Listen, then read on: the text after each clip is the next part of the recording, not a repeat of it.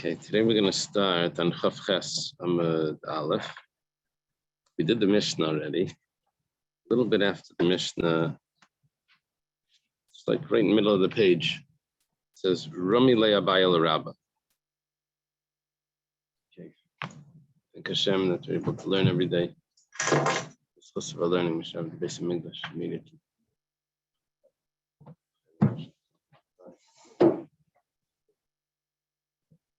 And the Mishnah said that we don't suspect that a person died. We gave three cases. If he sent a get with the messenger to his wife, we don't assume that by the time the messenger reached the husband had already died. We don't assume that. We assume that he was still alive. Second example was a woman that was married to a Kohen and her husband went on a trip. She's allowed to eat truma. We don't assume that he died. Third example was if someone sends a sacrifice, so the sacrifice is allowed to be brought. We don't assume that the owner died. Those were three examples. We had a little discussion here about if he's a certain age, do we then assume that he dies? Okay, now, Rami le Abaya le Rabba. Abaya has a question. He asks Rabba. Rabba is his teacher. Abaya says there's a contradiction. In our Mishnah, it says, someone brings a get. He's a messenger and a get. He left the husband as an old man, or he's sick. He gives the get with the assumption, with the presumption that the person is still alive. For a minute, it's a contradiction. Let's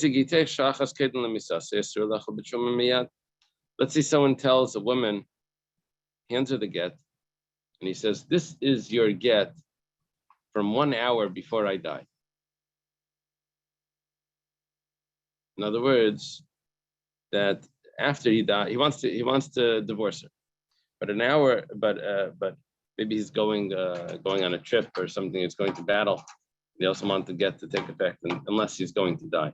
So after he dies, then the get can't take effect. But before he dies, it can take effect. So he doesn't want to be divorced from her until he knows that he's dying. So he says it should take effect an hour before I die. You never know an hour before. Usually you don't get that message an hour before. So the rule is that the wife can never eat truma because we suspect that maybe he's going to die in an hour. Is a stipulation of when the get should take effect. Well, what we're seeing now is that we don't assume that the person died. We're assuming that they don't have kids either. Well, the case is probably where they don't have children, and therefore he doesn't want her to have to marry the brother, and that's probably why he's doing the get. But whatever the case is,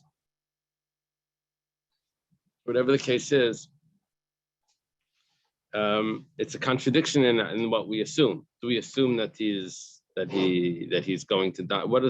When we look at a person, is there a assumption that he's going to die in an hour, or is there assumption that he's not going to die?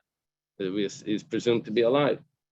So when in our Mishnah it was presumed that the person is alive, and in this Mishnah it assumes that the person is going to die in an hour. Amar le, so he responds, Truma Gittin Karamis. You're asking a question regarding truma, regarding a get.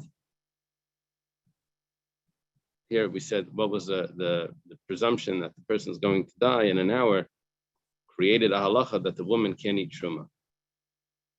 It says that's not a contradiction because truma, efsher. Truma, we're going to be strict about she shouldn't eat truma because she can eat other things. So let's be strict and assume that he's going to die in an hour.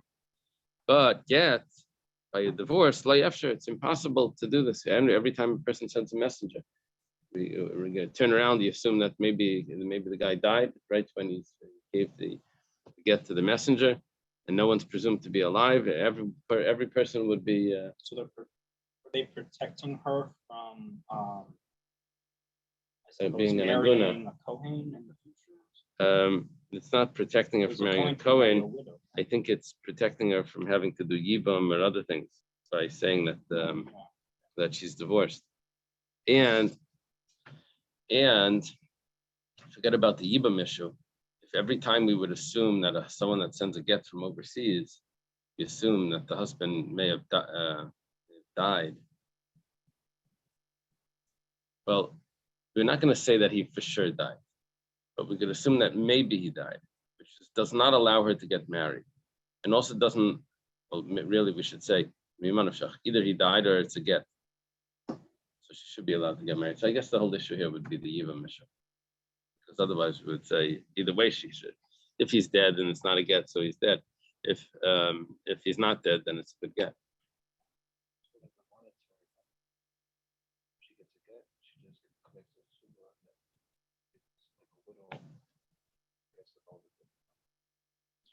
Not really.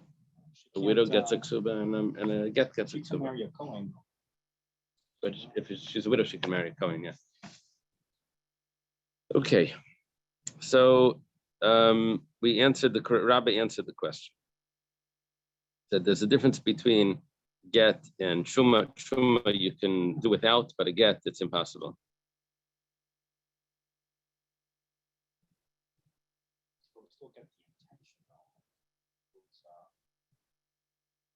Rashi says that if the get's not going to work because we assume that the guy is going to die, people are going to stop sending Gittin. People are going to stop sending Gittin, then people won't take care of it because they know that the get isn't really supported. It's not really. So to encourage the husband to send the Gittin, we say that we're going to tell him that we're going to presume that you're alive. That's what it sounds like from Rashi.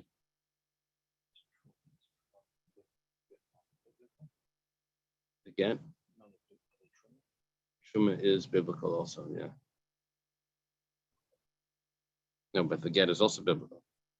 It doesn't have to do with biblical versus rabbinic. It has to do with that the Shuma is something that you can do without. So we could be strict about, but the get we can't be strict about because we need people to send Gittin. So Abaya says, 1 second, Barami Shuma Shuma. We have other cases about Shuma. It says Tanan, Bas Yisrael and Nesuah L'Kohen. Let's say there's a Jewish girl, she's not a Kohenes, she's just a regular Israelite, but her husband is a Kohen. The husband went on a trip. So she can continue to eat Shuma if she has children, she continues to eat Shuma even longer. But if she doesn't have children, so then she can only eat Shuma while the husband is alive, otherwise she reverts back to her old status. So, but we assume that the husband is alive, and she can continue to eat Shuma. However, we have the other case. If he says that this is your get 1 hour before I die, so then she can't eat Shuma immediately. So it's contradiction Shuma and Shuma. One case she can eat Shuma, other case she can't eat Shuma. You tried to answer that Shuma she could do without. We'll just be strict about it. So why aren't you strict over here? When the husband goes on a trip, we should say that she shouldn't eat Shuma.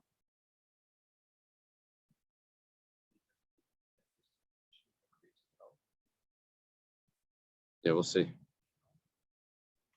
So eating truma is not in and of itself a mitzvah.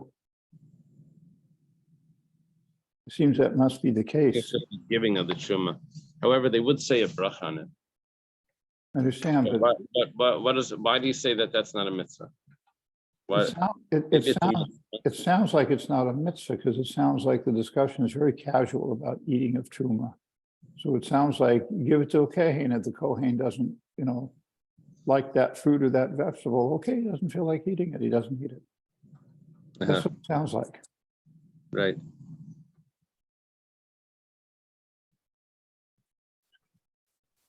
Somebody else can eat it, so maybe somebody else is doing the mitzvah.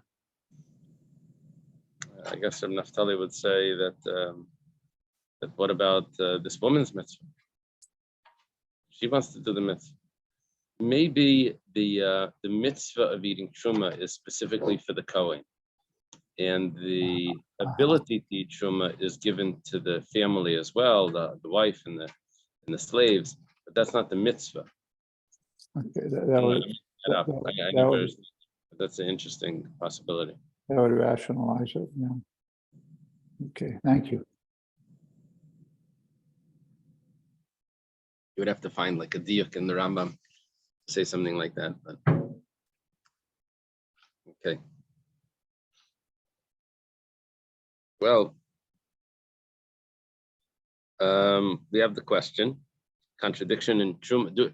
Basically, the contradiction is: do we presume that that if someone dies when we turn around from them, when they leave on a trip or whatever, or when someone else goes on a trip, we presume that the person that was left there is passed away. Yeah, well, Mishnah says if they're elderly or sick, we assume that, they're. Actually, we didn't. Mishnah, we said we don't assume that they died, Yeah. even if they're That's what elderly I'm and saying. sick. Right. Yeah. But then we have other cases where we do. So Amar Avada Breder of Yitzchak Shani Hassam Shri Asal of Shachas Kedem Isase.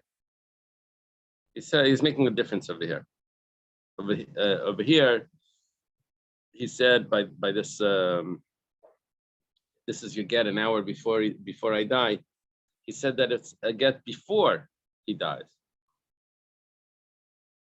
So over there we say that maybe he's before he died. So over there we can say that she shouldn't eat truma because it could be it's an hour before he died. But to say that he actually died, that we don't say. We only say it's an hour before he died. Now the Gemara is going to challenge this because it has to work hand in hand. It can't be an hour before he died if you don't presume that he's going to die. But the Gemara is saying that, well, it's not dying, it's just an hour before he died, so she should stop eating truma. Maskefla Rav Papa has a question. My aspiration, my aspiration. If you don't suspect to death, then who's to say that he's going to die? That he's going to die first? Maybe she's going to die before he dies. If you don't presume, it has to go hand in hand. It has to be that if you don't suspect for death, then you don't suspect to the hour before the death. The question that the way he says this is a little interesting, but that's his point, according to Rashi. Elamar Abaya says like Kasha. Rab Meir, the Lechayesh Lamisa, Rab Yehuda, the Chayesh Lamisa. There's a difference between Rab Meir and Rab Yehuda. One of them, you have a question? Yeah. One of them, Rab Meir, who usually suspects to everything, in this case, doesn't suspect to death. And Rab Yehuda does suspect to death, as we're going to say. What the Gemara says elsewhere, it lists like half a dozen things. The man doesn't know the day of his death, period. It's a statement. So how can all this Gemara even exist based on something that we're not even allowed to know? We don't know. Right. And we're saying, oh, but, so in other words, a question, an hour before, maybe this, that. That's It's something exactly, we're not even supposed to. that's exactly what the Gemara is saying.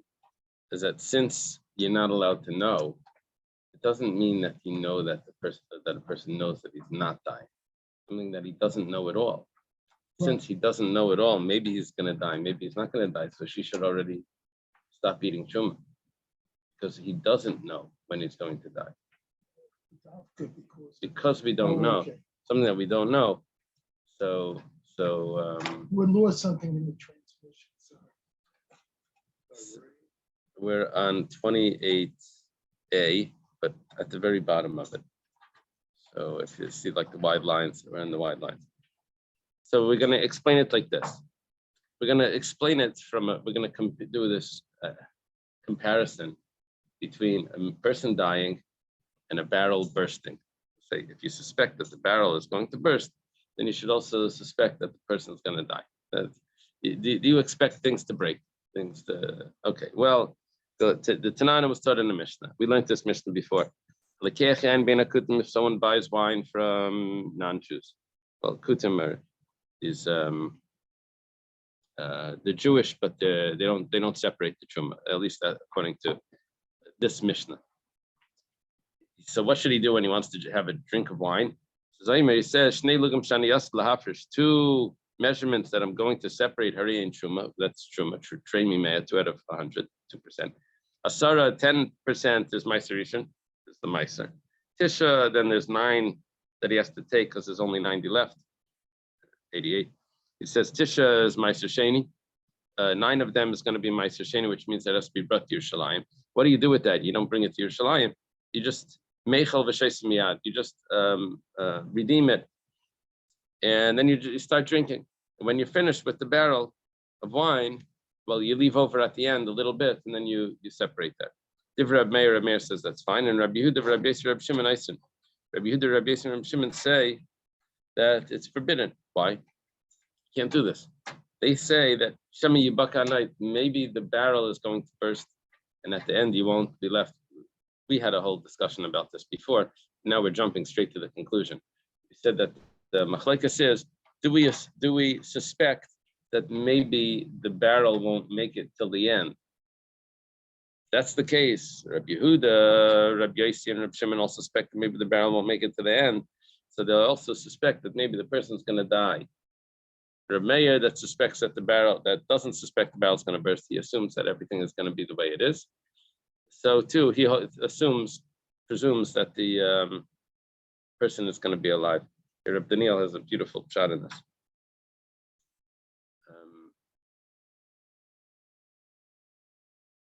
Based on the story, Rabbi Daniel, you there? Based on the story of that you remember with Rabbi Akiva and not Rabbi Akiva, Rabbi Shimon Bar Yochai, when he had to run into hiding. So the three sages, Rabbi Yehuda, Rabbi Yossi, and Rabbi Shimon, were the sages that were talking. Rabbi Meir wasn't there. Daniel explains it very interesting kabbalistically.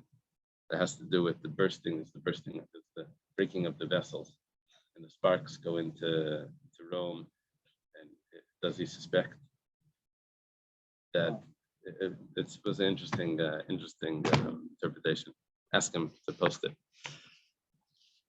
Okay. Thank you. Okay. Well, we have our answer. How do you answer a contradiction? There's a machlekes from Meir and Rabbi Yehuda. Rava says, Shema Meis, Loi Chayshinan, Shema Yamas Chayshinan. Rava says no. He says that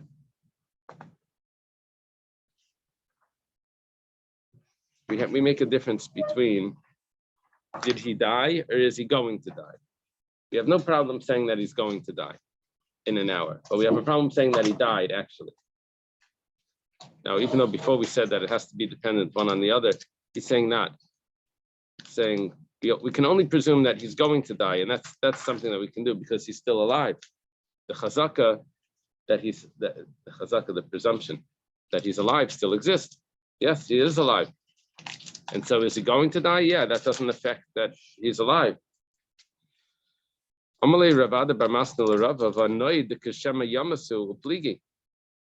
And second, you're trying to say that there's really no machlekes. And everyone, Reb Meir, Reb Yossi, Reb Yehuda, Reb Shimon would all agree, but it's just the difference between is he presumed to have died or is it presumed that he's going to die? That's not true, because when it comes to the barrel, to drinking the wine now, before the meiser is removed, Reb Meir is not concerned that maybe it's going to burst. Reb Yossi and Reb Yehuda and Reb Shimon say it's going to burst, possibly. And therefore you can't drink it now because you're going to end up drinking things that in the end, Truma was never removed.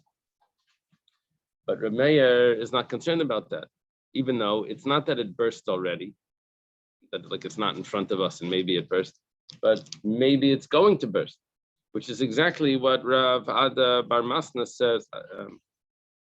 But it's exactly what Rava said, which is exactly what Rava said, is what everyone suspects to, that maybe it's going to. Amar Rav Yehuda midaskarta shani noid efshe demesel l'shaymer. Said no. The noid, the barrel that he's drinking from over there, Reb Meir suspects that Reb Meir is not concerned that it's going to burst because he has someone watching it. Okay. 1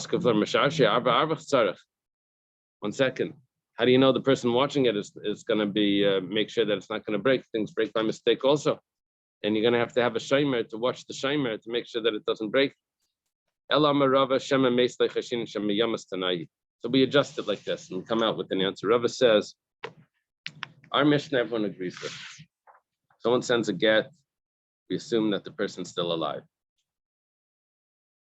Because when would the get be invalid? Only if he died. If he sends a get, we assume that he's alive. What about if he says a get, if he gives her a get and says it's going to be valid an hour before I die? But there the Mishnah said that we always assume that it's an hour before he died, which means we're presuming that he's going to die. We're chayshin on lemisa. He said that is actually a machlekes between Reb Meir and the other sages. If we're chayshin on lemisa, respect to that. Okay. What we resolved here is that we've separated the cases with the wine. Well, the case of the wine is a machlekes, and therefore the case of an hour before I die is also a machlekes, and that's the same machlekes. In our Mishnah, everyone agrees to, because it would only be a problem after the death, not an hour before the death. It's unrelated, but as far as soldiers that go up to war, Yeah. to give a get, is that a chumrah that almost all husbands would give to their wives? The concern they might not be returned or something. Right. Is that Yeah. something that It's a pretty much chumrah. most I don't know if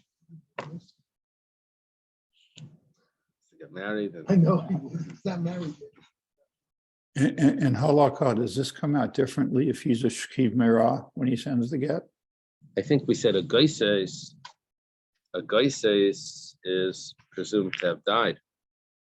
Rav geis in the misa, we said by a geis someone on his deathbed was different. Mhm. Yeah. Specifically a chayla, not a geises. Mhm.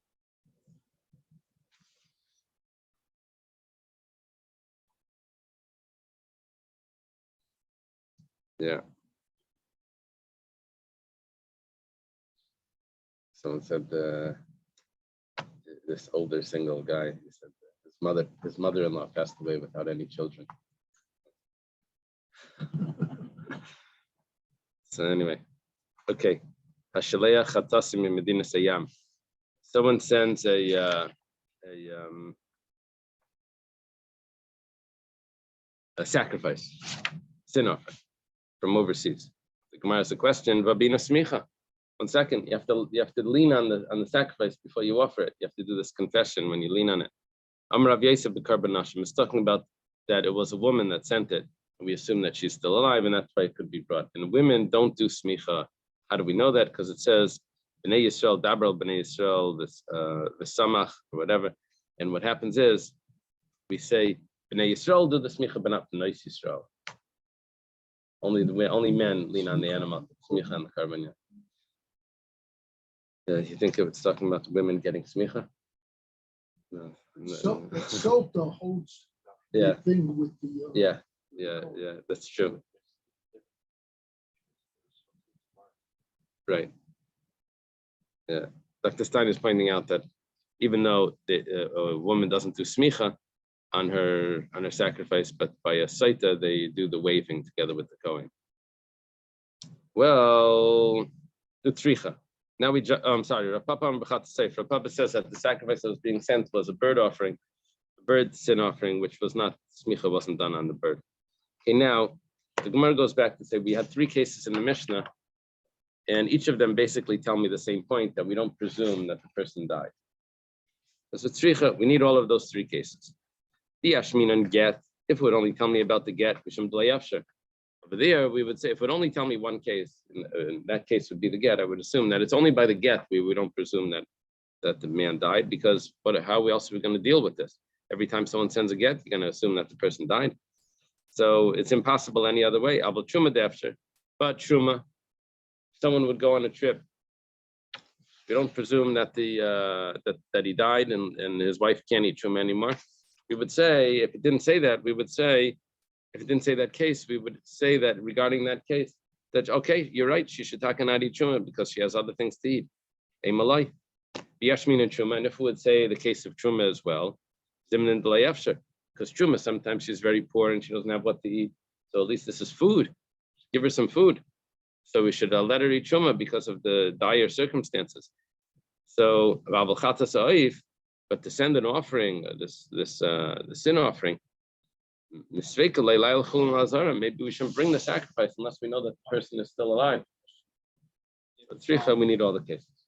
If someone someone, let's say a Costco or Cohen, like those chutzpah artists, and they want to eat truma, like how do they go about eating truma if they can only give a carbon in Yerushalayim? So how do they eat? How do they eat?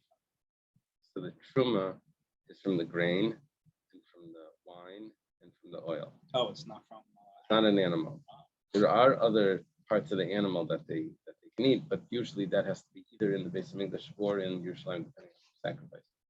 When going on a trip, they could take truma. They can't take truma out of Israel. I think that's a problem because it would become impure with the land. But they could eat truma anywhere else in all the borders of Israel. Then I think they do truma even in Syria. I think they did truma over there. There were certain lands around Israel where they still Yeah, that did was truma. part of. Sort Yeah. Maybe they don't take Israel truma to there. I'm not sure. I'm not sure how that works. Just like when we were with the boat within the straight line, you know. Yeah. Okay, we have a new mission that says Shleisha Devarim Amar Rabbi Elazar ben Porta Lefnei Chachamim. There are three things that Rabbi Elazar ben Porta said in front of the sages. Where is he on the chart? I don't know. I was just going to ask you, who reads it? I only have 3 Rabbi Elazar. Do they say over there anything about Rabbi Elazar ben Porta?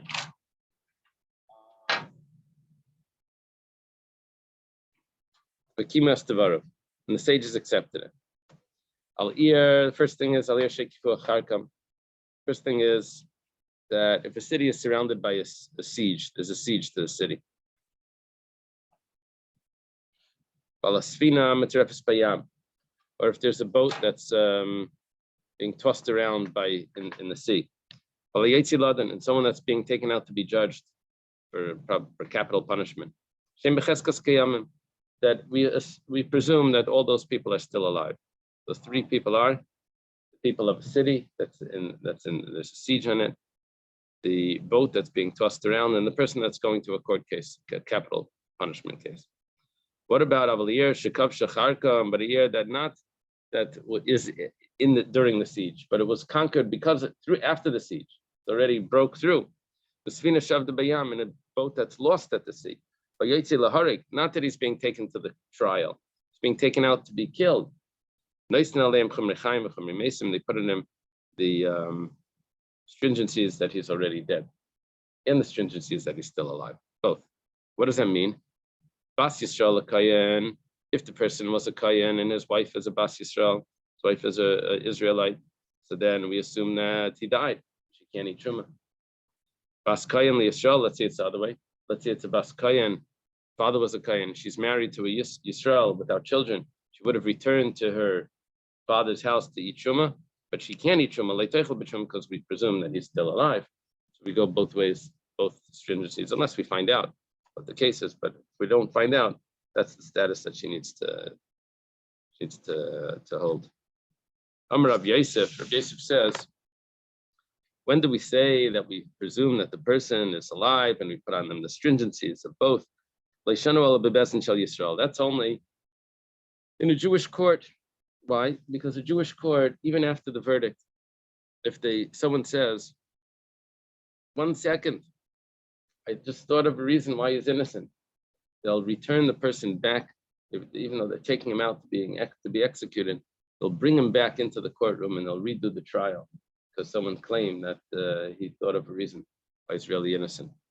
So in a Bezdin Shal Yisrael, even though he's being taken out to be killed, they'll still redo the trial. And so therefore, you have to presume that he's still alive because it's very possible that someone came up with a claim like that as they're going out. They said, 1 second, I just thought of something. So, but in a non-Jewish court, given the Gamalei Dina Liktala, once they make a verdict, Miktal Katle, they kill him right away. They don't redo trials because someone thought of something. So this whole Chumrah over here is only in a Jewish court, not in a non-Jewish court. Otherwise, in a non-Jewish court, we presume that he died. If once they take him out to be killed, we say it's all over. Amalei Abaya, so Abaya says to Rav Yosef, Abaya is a student of Rav Yosef. He says, "Bezdin shalev dekechavim nami demekabli sheichta." In the Bezdin of the Ovid Kechavim, they accept bribes. and maybe it's take it back. They'll bribe them right away, and they'll free him. Amalei kishakli. When do they take bribes? Makami delachtem pursi shanmag. When that's some Persian word, I don't know. That's after that. They only take bribes before the verdict. Pursi shanmag, the verdict. Basa, I don't speak Persian, but I figured that out. The basa de mechtam pursi shanmag, but after the Rashi says it, so psakdim, which means the verdict. After they sign the verdict, leishakli, they don't take bribes then. Remember the guy that the judge, so he handed the judge under the table. The guy hands him like this big envelope. Hands him so he rules in his favor. Afterwards, the judge gets home. He opens up the envelope. It was really cut papers. It wasn't really. People today, they're so dishonest.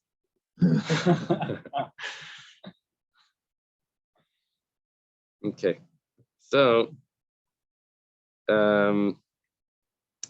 they would only take bribes before the verdict, not after the verdict. Meisvei. The question: Kol makom sheyamdu shnayim b'yoimnu. If people would stand up and say, we're talking about here where there was a court case, but the person on trial escaped, he ran away, and then they catch him, and then they bring him to some other court, and they say, we testify that that person had a trial, and there was a verdict. He was supposed to be killed. And so and so and so and so were the witnesses. So the rule is, you bring him out to be killed.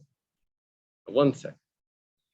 If we were saying, according to Rabbi Yosef, that in a Jewish court, when you take a person out to be killed, it doesn't mean that it's all over, because it could be that he's going to go back because of some merits. So why now do we just take the guy out to be killed? Because we had said that the verdict was done already. Possible that someone would have come up with some merits that we don't know about. You can't just kill him. It says Dilma Berech Shani. Maybe when someone escapes, that's a different story. And over there,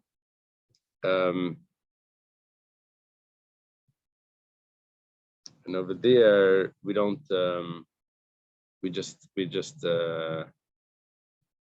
We go through with the process without having that zuchus, without having those merits being brought up. What does it mean berech shani really? Does it mean that we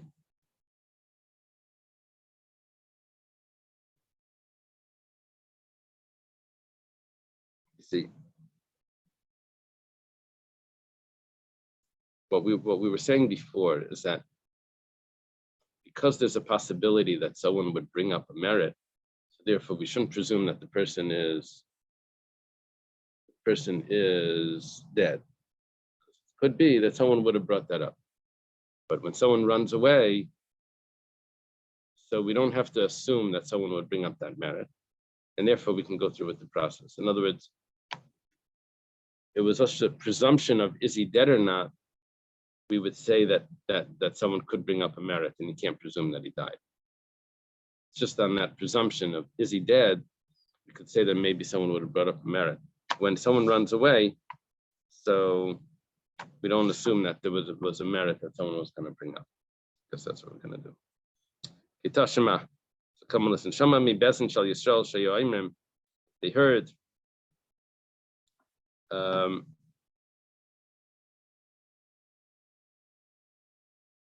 From the Besdin. They said, Ishplani Mace, Ishplani Nerag.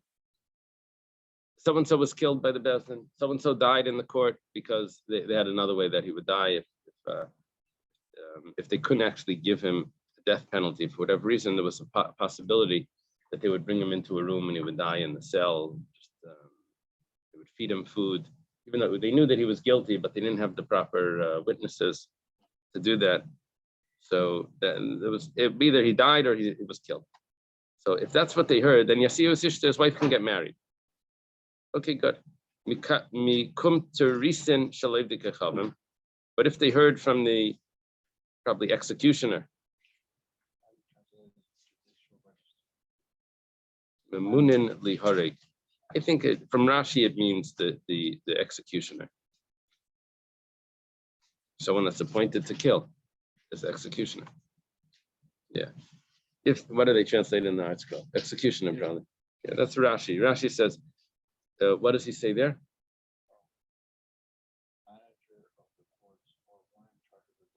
One in charge of the documents.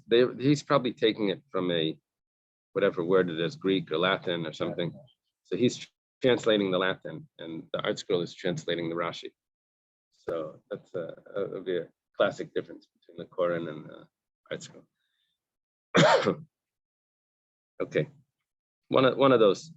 They heard from the non-Jewish court, either the executioner or from the register, that ish pleni meis, ish pleni nerag. All you see is ishta. You can't let his wife get married until you find out for sure. My meis, my nerag. What exactly did you hear? You heard that he died. If you said, if they said that he actually died, he was killed, or he was killed, why, if a non-Jew tells us that the person died, you can't let his wife get married? We can trust a non-Jew if he's just talking by telling a story. He has no personal gain. There's no personal gain. We'll trust him that someone died, and we'll let the wife get married. So why over here? Because he's the executioner or whatever.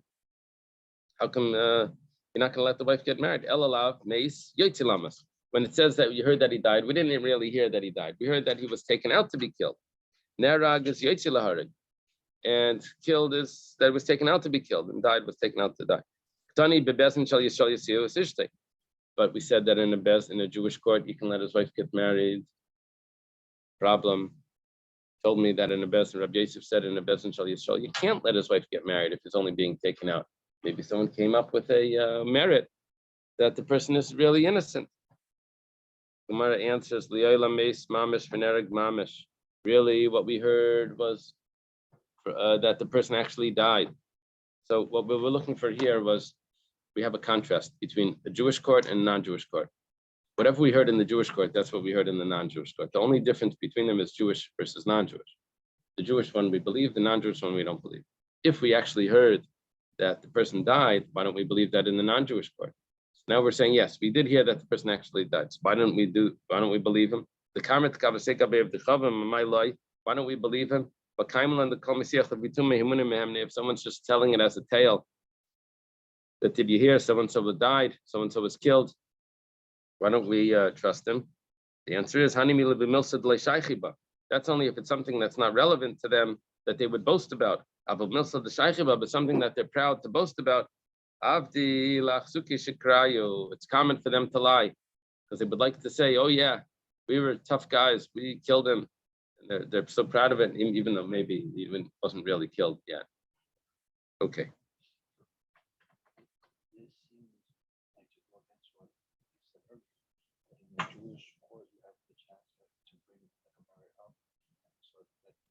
Yeah, so now we're saying that the person that the Jewish court said that the person actually died, not that he was taken out to die. In the non-Jewish court, we're saying the person actually died, not that he was taken out to die. So why don't we believe them in the non-Jewish court? It's because the executioner is going to want to show off how many people he killed, or the register is going to say, even though it didn't really happen. Conviction rate goes up. This makes me have a question on this, but it's not really ask after class. Okay. Ikadamri, there's some that have this entire Gemara exactly the opposite. So the Gemara from here to then is going to be easy, but it's exactly the opposite. Rabbi Yosef that told us before that we only presume that the person's alive in a Jewish court because of the merit that someone may come up with. Exactly, Rabbi Yosef really said exactly the opposite. It's only in the non-Jewish court where we presume that the person, that there's a possible to assume that maybe the person's still alive, because the non-Jewish court take bribes. Of Bezin Shel Yisrael, But in the Jewish court, Kim in the Nafik Ledina, once there's a judgment, Liktala, pass me a pencil. Liktala, Katilai.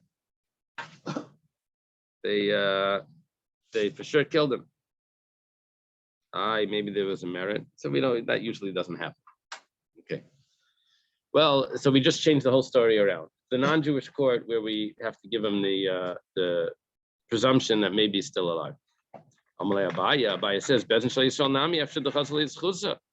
in a non-Jewish, but in a Jewish court, maybe they found the merit. It says, Ki chazal is chusa. When do they find the merit? That's only before the judgment.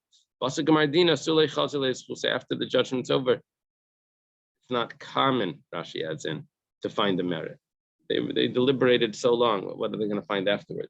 They already, anything possible they brought up already. Lema Messiah, which means that if they would bring something up, they would actually bring it back. It's just so uncommon that you don't suspect them. Remember that's the story with Shlomo Malcho. He was taken out to be killed by, was it in Italy? I think he was they were going to burn him because he was Jewish. And then an earthquake happened. He ran off the thing. Everyone went running. He was saved. Anyway, you don't suspect. You say that maybe the guy's alive. What was it? You don't suspect for those things. Well, let's bring a proof to Rabbi Yosef. It says,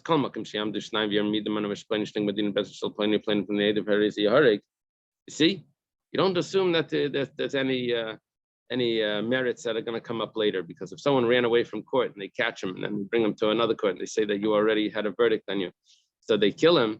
But what about the merits? Obviously, you don't assume that there's going to be merits after the verdict. Gemara says no. Maybe when someone runs away, that's different. But it could be that we would have assumed. It's not a good proof that if it would have been a regular trial, that there wouldn't have been any merits. Tashima. Shama mi besin shel Yisrael she'emrim mishpleni meis ish pleni nerag. If we hear from a besin that says that so and so died, so and so was killed, you can get married. His wife can get married. If it's from the executioner of the non-Jews, so and so was killed, so and so died. You can't get married. My mace, what does it mean that he died? What are they saying? My nerag, what does it mean that he was killed? Why can't you let his wife get married? If they're actually saying that he died, so we believe Goyim that say that if someone died, it's Misiach Levitumay. Elalav, it must be. When it says Mace, Yoitzilamas means that he was being taken out to die, not that he was actually killed. Nerag was killed. Yoitzilag is being taken out to be killed. Ukutani, and it says that we can say that his wife can get married if it's in a Jewish court. Basically, what we just learned from Rabbi Yosef is proved by this brisa, that a Jewish court, once the person's taken out to be killed, you don't assume that somehow he got saved. It's only in a non-Jewish court that maybe got saved because of the bribery. The Gemara says no, you can't assume that, because Li'olam Meis Mamish, really we're talking about that this court actually said that he died, not that he was taken out to be killed. Benerag Mamish, and killed is actually killed. The Kavasei Gabi Ibn Chachavim, my life. So then why by the non-Jew don't we trust it if it was actually killed? But Kaimala and the that everything that the non-Jew says, if it said in this regard, if it's said in a matter of a tale, so we trust it. When it says we'd only trust it if it was something that it wouldn't be relevant to them to boast about. But of even though they're actually saying that the person was killed, but because this is an executioner, so he may be boasting, so we don't trust it. I guess we'll leave it at the Mishnah. Okay.